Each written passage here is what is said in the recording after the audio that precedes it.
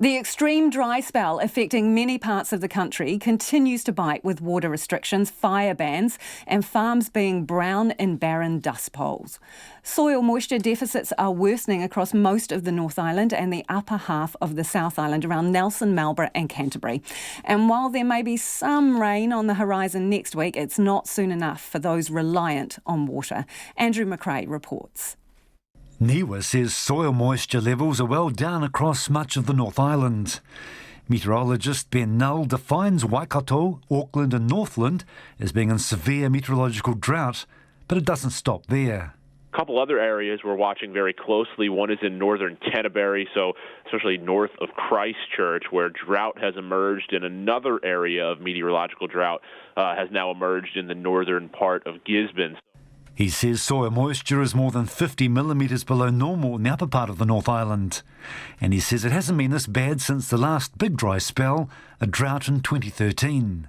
There are areas that are seeing soil moisture deficits, like Northland, that are more severe than was the case in 2013.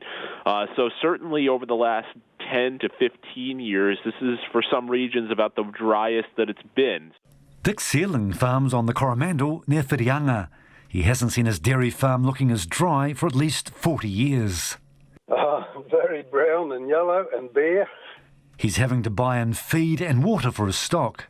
Yeah, you got no choice. As a farmer, you learn to live with the weather, and if you don't learn to live with the weather, well, then you probably shouldn't be farming. So, yeah, you got no choice. You go with the flow, but, you make maybe relatively small on-farm decisions early on. Te Awamutu in Waikato is under heavy water restrictions with no outside use of water allowed. Waipa Mayor Jim Milcrest says a new water pipe will alleviate the situation, but that won't be for 18 months. The community's still using about 190 litres of water per person per day. So in terms of our public supply, nobody's actually run out of water. But that's not the case with some private supplies, of course, where they're relying on tank water and bores that are also the water levels dropping. Most of the country is now under either a prohibited or restricted fire ban.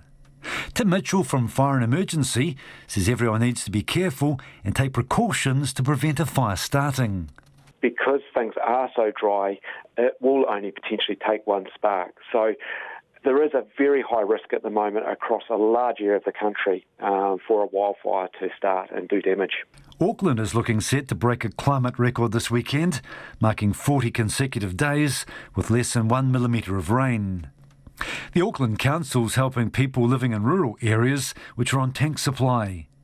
Kate Crawford, Head of Emergency Management, says they're coordinating with water supply companies to ensure that they're able to meet the demand and looking at alternative arrangements to ensure that we're able to supply those private operators with access to the water. For most people on the land, extreme dry spells are not what you want or need, but not everyone's down in the dumps. Grape growers are loving it. Chris Howell is from Prospect Vineyard in Hawke's Bay. So we like it dry because it makes controlling disease a lot easier because they are a very perishable crop. And the heat is really good for reducing acids and building flavour, particularly in the red wine varieties. He says farmers and grape growers always want different weather conditions at this time of year. I think farmers have had a pretty good run the last few years, so maybe it's our turn. Some relief is likely next week with the chance of widespread rain coming from weakening ex-tropical cyclone Yesi. Ben Knoll from NIWA says Yesi's heading for the South Island and may bring heavy rain to areas that don't need it, but all's not lost. That could open the door to some subtropical moisture that streams into the north or from the north toward New Zealand.